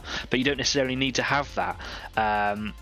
A little while ago, when I was talking with my partner for a present, she wanted to get me a Christmas gift or a birthday gift. She didn't quite know what to get me, so I said, give me a wet palette, thinking in mind of the Redgrass ones. But she got me this much more affordable one from Amazon, I believe. I can't even remember the name of the brand. And it's just a little, literally plastic tray. It doesn't have any of the fancy kind of lunchbox style clips on the side or anything like you would expect with the higher price ones. But once I learned how to use it and how to set it up, it's brilliant. I can't get enough of it. It's really, really good.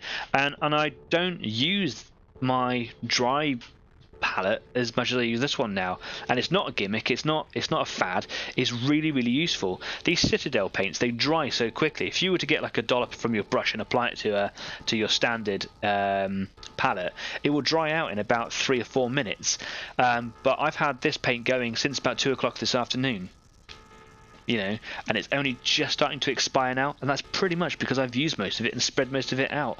The water underneath the paper just constantly feeds the paint.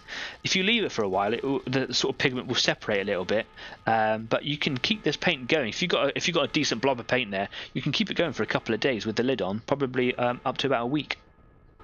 We'll go a bit snelly though, because, you know, stagnant water, so you should come back to it every now and then.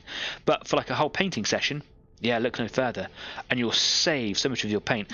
And when you consider how expensive Citadel paint is, we spoke about that before, haven't we? Save it, because Citadel paint is good, just pricey. Anyway, I go off on a tangent. Mellibrook has said, oh no, he's already said that. I won't repeat that. No point. I thought there was a new comment. My apologies. So I will edge highlight this tail spike by running the side edge of my brush, that the raised edge of this, making sure that I am in shot, of course.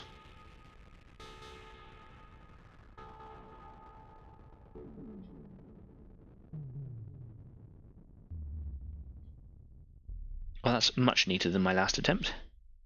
Just make sure that the line is nice and solid and the paint isn't showing through colour from underneath. Up to the point. Now I like to come down, just bevel the edge slightly, so I'm not just doing the top edge to it. I like to give it just a little bit of substance down the side. Not too much, and just be careful, because it is quite easy to overdo it. I almost overdid it there, so just be careful if you're going to do the same. And then the same on this side here. And it just exposes the sides to the highlight a little bit more. Just makes it look a bit more prominent. Look at me talking like I know what I'm talking about. I could do a bit more water, and then my paint is on its last legs there, so I should really probably got a bit more out.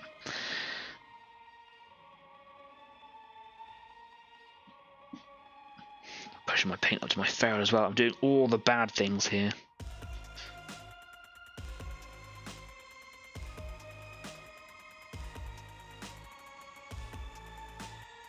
And now, kind of got this like little hook underneath. So exactly the same again. Just bring that edge down to it.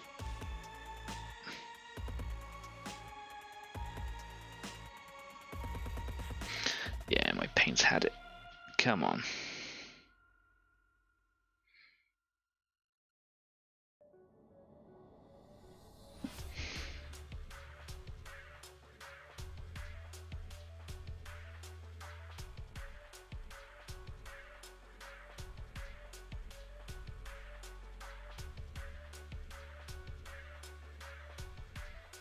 Yeah, not so shabby.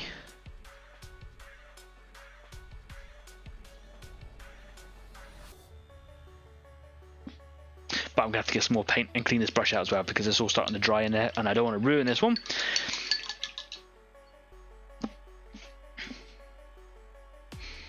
Make sure that you keep the paint out of the ferrule. There we go. I do have a bit of brush cleaner. I'll run through that one later on, I suppose, just make sure that I haven't ruined it or started that downward spiral. Let me get a bit more paint in here, just a touch. So I'm using Administratum Grey. It's lovely paint. There's hardly anything left in there, but it'll go a long way with this wet palette. So just dip in, just get a little blob. I don't need much more, so no point in wasting it. Drop in there. Now I don't want to add too much water to it because the wet palette itself will add to it as time goes on, but I do need to add a little something in there. So just a little drop on the end of the brush. This little synthetic brush I got is just a rubbish one, but it carries a lot of water. So there we go. Probably a bit too much actually, so I might need to add a bit more paint to it, therefore wasting more. Yay!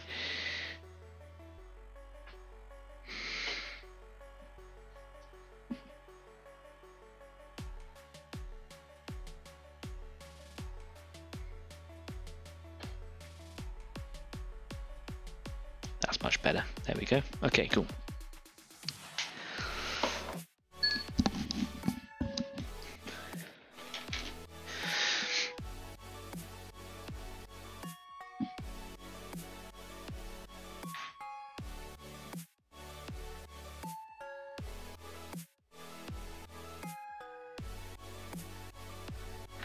Right.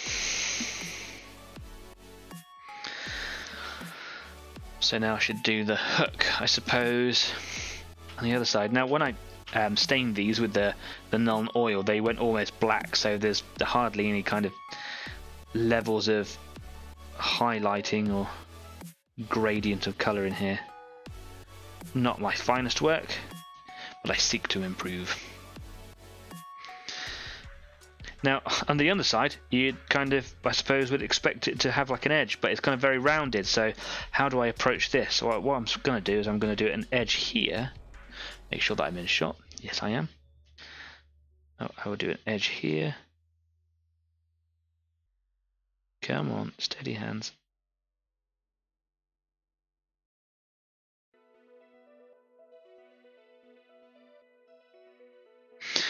And then do it on the other side, I suppose. Make it look like it's got lots of edges. Get a bit more paint there.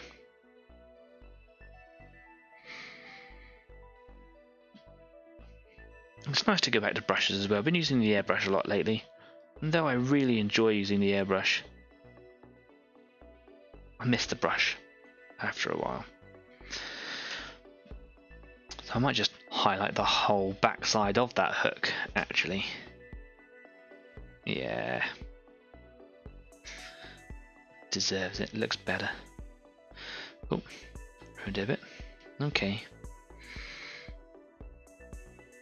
Make the point of it look a little bit more lighter. Makes it look more pointy, I suppose. And now I'll just do across the edge there. Does that look right? I don't know. Does it? Well, I've done it now. Because there's no join there. Wow. Certainly better than my last attempt. Right. Fresh bit of paint there. And now I'm just going to add some gentle highlights to the edges of those circle patterns. They're very peculiar. It's almost like the sculptor just kind of pressed his tool into it just to go, oh, that's some detail. I say I'm not a sculptor myself, so who am I to argue if that was a good idea or not?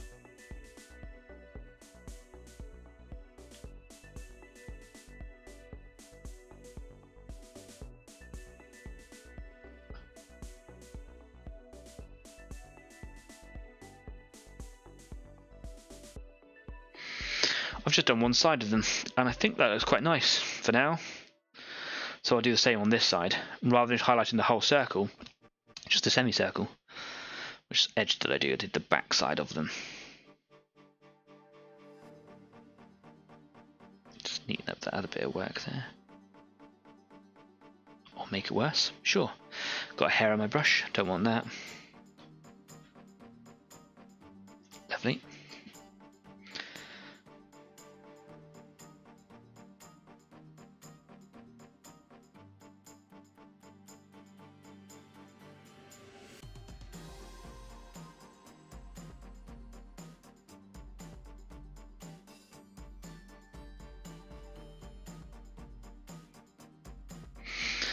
Oh, there we go. That, I think, looks much better than that rushed splash of paint I just kind of threw onto it. Yeah. I was tempted to leave it just yellow, but because it was a spike I decided to do it that kind of carapacey colour. So, yeah, I think this one's almost done. There's only one more thing that I really want to do to the actual model, or to the actual creature itself, rather than just the base, and that is just to bring out a couple of the details with the base yellow. Because when I stained these, or used the shade, I used the sepia colour. I did a sludge wash, so I just kind of slapped it all over. And though that can lead to some really nice, natural sort of shades and blends and filters and things, if you don't control it properly, and this is an easier colour to control, you can end up with this sort of artifact here, which on this kind of, I know, pharaoh chin I suppose it's got here, I've tried to remove it as well without actually damaging the model. You can just see that it just all kind of ran down and pooled on there, and if we compare it to the previous one, you can see that actually his chin's yellow, his is brown. So I'm just going to go over with the original colour that I had, and it has set in my tray, so I can't use that. I've actually got this one in the standard brush paints from Vallejo. This is gold yellow, so really nice yellow, and it is the base yellow for all my Tyranids. I was going over with like paler yellows or brighter yellows like moon yellow as a highlight. It didn't work at all. You don't always have to use a brighter paint to highlight something. You can, if you have stained something and you filtered that colour, you can go over with the raw base colour again, and it just adds that level of highlight, but without actually kind of brightening it up. Got a bit of a blockage in this one. Oh no! I'll clean that out properly later. Can I get a bit of paint out of you, please? There we go. Got a little bit out of there. Wonderful. That needs a really good clean out bottle. I don't use those very much anymore. I will continue to use this brush because it has served me well so far. Now Vallejo, even the the brush paints are quite watery. They're much watery. If you're only used to Citadel paints, they're much more watery than that, but it's still not good enough to go through the airbrush, which is why the game air range still exists. So if you are exploring the Vallejo range, before you apply it to your miniature, do consider actually applying water to thin it down. You still probably should a little bit, just to get more control out of your paint. So yeah, don't be fooled by its very watery appearance offhand. I'm not going to go crazy with it because it will be quite a stark contrast, but just on a couple of the edges, I just want to bring some of those lines out again. Now again, in the future models, I will consider my shading and highlighting process much better, but I just kind of wanted to bring out a few of the details down on his tail there, because his tail's quite clear of all the grey.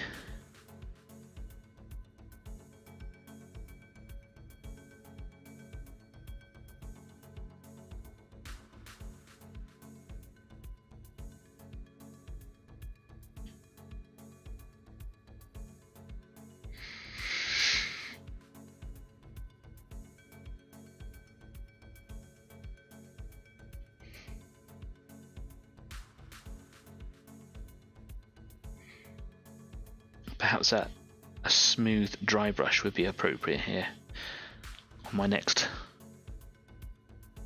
go when I get to that Carnifex. Perhaps that's nice, that's good.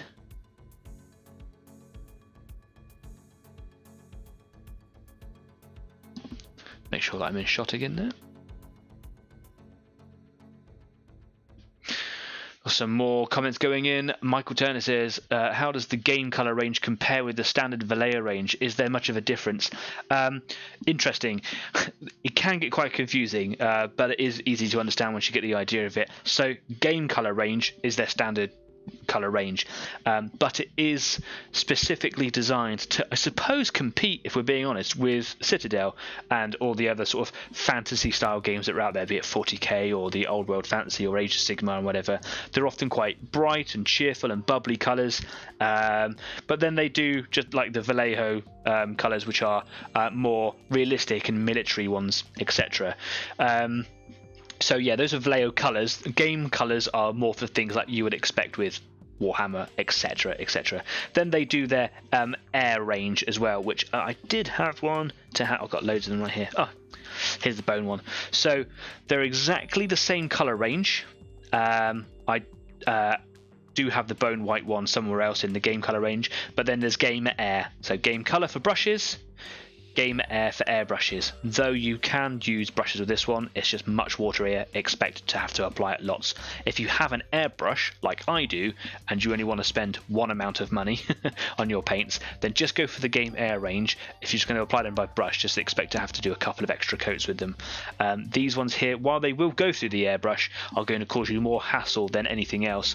When I first got my airbrush, I thought that these were for the airbrush, and for about 12 to 18 months, maybe longer, I was experiencing blockage after blockage after blockage. Some paints were worse than others because some are more watery than other ones. Every colour has its own property. But yes, turns out that I should have been using game air all that time. So a little while ago I took the plunge and I spent about £200 on the full game air range set.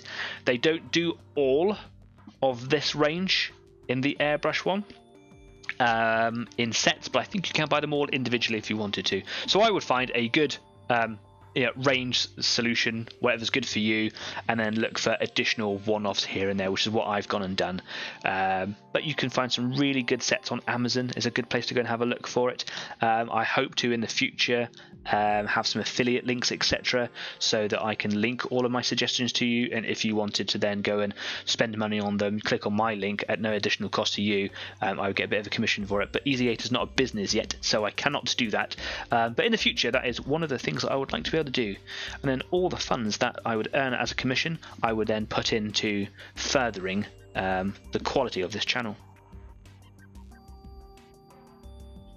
That has really broken down and gone really quite watery there, so I'm actually going to get a bit more of that colour I don't have my other palette to hand, which is really annoying, so I'm just going to apply it to the base. There we go. Do something a little bit brave. So yeah, there we go.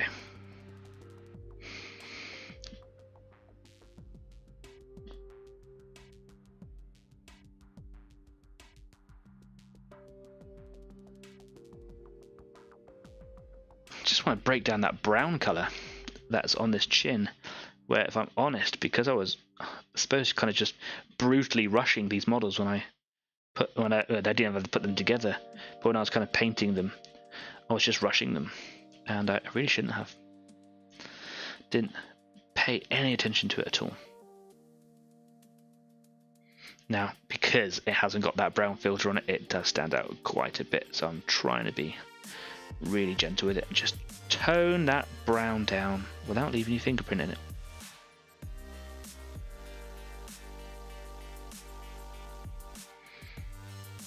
It just serves as a reminder as to how bright this yellow really is before you put any kind of shade on it, any kind of filter. It's really bright.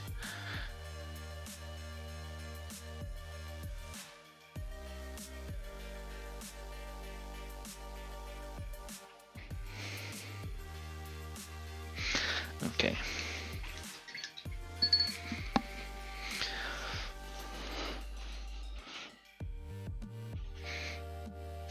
There we go. That's how I roll. I'm a cowboy, man. That's actually, I suppose, a little leaf out of Luke's book, who a couple of weeks ago suggested that you should, you could test your dry brushing texture on the base of your own miniature. Yeah, why not, right? Now I'm just gonna feather that a little bit with a damp brush and just try and tone that down a little bit. I might have to go back over with shade again just to dull it off, but I just didn't want this big brown chin. It looked like a beard, and I don't think Tyranids are really beardy. But yeah. Anyway, there we go. That's pretty much this little fella done. The only thing I've really got to do left with it now is the teeth, but on these particular models, for some reason, just the way it was sculpted, the teeth are almost indistinguishable from the rest of the sort of the chin on there. You can see that I have lightly spotted a little bit of white in there. That's almost crudely slapped in. I'll stick a bit of sepia tone in there just to kind of add a bit of definition, add a bit of a filter to that white colour, and at the same time I'll just draw that down over the chin just to kind of fade off that brighter sort of yellow on the bottom what I've just added on. And then yeah, he's pretty much good to go. Then it's about basing him. I want their bases to reflect the rest of the Tyranid army that I've got, so I've kind of on most of them I've got this sort of cracked earth thing, and we talked about that extensively a few episodes ago. I mix my ground textures up, so I've got some Agrellan Badlands or something I think it's called, which is just like a sandy sort of mud mixture, and it kind of comes out that colour. I did stain it with a Seraphim, I think, or maybe Agrax Earth shade to kind of give it a bit of tone, but it didn't really do anything to it. It's actually quite difficult to paint, so I might dry brush it a little bit, add a bit of flair to it, add some definition between the transition between the two, but they don't have to be the same on each one, so I might do a bit of cracked earth on one and maybe a bit more of the other one on here. I also like to play around with acid pool effects, so I might split a bit of the base off and have a liquid effect on there, which would be really cool. I would like to play around with the liquid resin, the UV resin that I ordered from Element Games, but because of the COVID situation at the moment, they are experiencing difficulties with getting stock in, so yeah, a bit of a shame.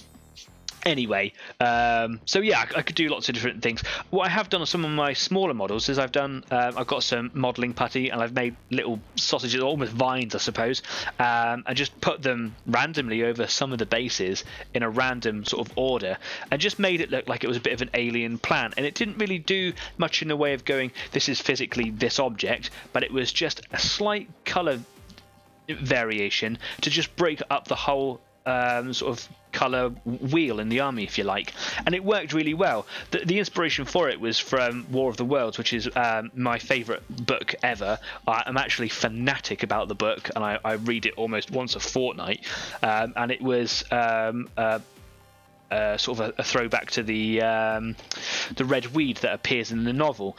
I thought that I liked the idea that H.G. Wells expressed that the reason that Mars is red is because it's a byproduct of the proximity of the Martians living on the planet, and it just kind of over consumed everything, and it does when they invade. So I thought that, well, these are an invading creature. I quite like the idea of having this red weed. In the Tyranid lore, they do have their own flora that they kind of bring with them. They actually hyperoxygenate an atmosphere when they arrive. Then it makes all the natural flora on the planet kind of overgrow to abundant things, so it's more biomass for them to consume, because that's what they are really. Then they take all that in, and then they kind of create their own at the same time, which is very carnivorous and dangerous, and then attacks people and things, and is poisonous, toxic, or barbed or whatever, and is generally very unpleasant to whatever is nearby, and then it all gets consumed back into its liquid soup, and then they fly off again. So it worked for me, but of course those are on 25mm bases on the Hormigons that I did, and I haven't done it on anything else yet.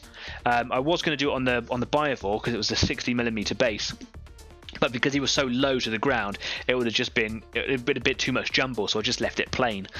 But on some of the bigger models, perhaps with this Carnifex model that I got here, he's got a huge base for when you compare it to other size models. So I might do some sort of feature, maybe like I'll do like a character on the floor being consumed or bound by red weed, or maybe just like a piece of terrain or like a pillar or something like that being just kind of pulled apart by this vine.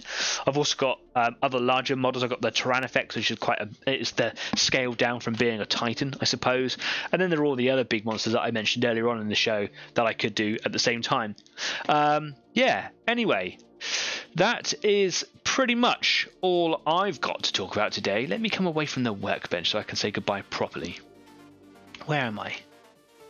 Here I am. Yeah, it's been a much quieter show, but we've had a really good view count. People coming in, joining in live. We've had new people coming along, which is brilliant. And you guys have just been as chatty as you normally would be. And I really thank you for that, because it's not hard doing it by yourself. It's just when the dialogue's only flowing one direction, it makes it a little bit not unsettling, just different, I suppose, without Kyle. So Kyle, if you're watching live now, or you're watching it back later on, I really do hope that you're feeling better and that you have recovered from your ordeals for the day. And of course, we do hope to see you next week.